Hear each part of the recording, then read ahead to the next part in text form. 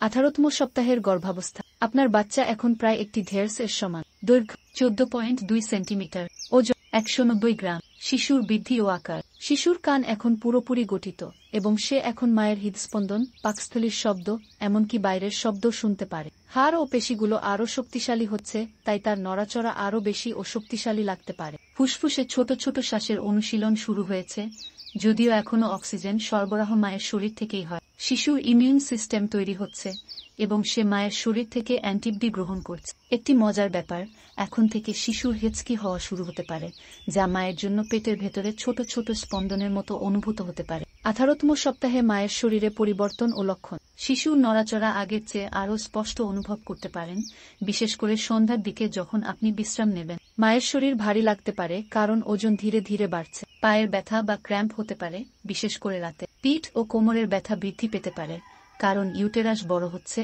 এবং পেশির উপর চাপ পড়ছে। বুক জ্বালাপোড়া বা বদহজম বেড়ে যেতে পারে, তাই খাবার খান ধীরে ধীরে এবং বেশি ঝালো বা ভাজা খাবার এড়িয়ে চলুন। চুল ঘন ও উজ্জ্বল হতে পারে কারণ গর্ভাবস্থার হরমোন চুলের বৃদ্ধিকে বাড়িয়ে দেয়। পরামর্শ ও করণীয়। শিশুর সাথে কথা বলুন কারণ এখন থেকে সে আপনার কণ্ঠস্বর শুনতে পারে। আরামদায়ক জুতা পরুন কারণ পায়ের ব্যথা কমাতে এটি সহায়ক হবে। গভীর শ্বাসের ব্যায়াম ও হালকা যোগ ব্যায়াম করুন, এটি পিঠ ও কোমরের ব্যথা কমাতে সাহায্য করবে। শরীরে পানি ধরে রাখা কমানোর জন্য লবণ কম খান এবং প্রচুর পানি পান করুন। ঘুমের জন্য পাশে ফিরে শোবার অভ্যাস করুন, বিশেষ করে বাম পাশে শোয়া সবচেয়ে ভালো। আপনার শরীর এবং বাচ্চার প্রতিটি পরিবর্তন সম্পর্কে জানুন।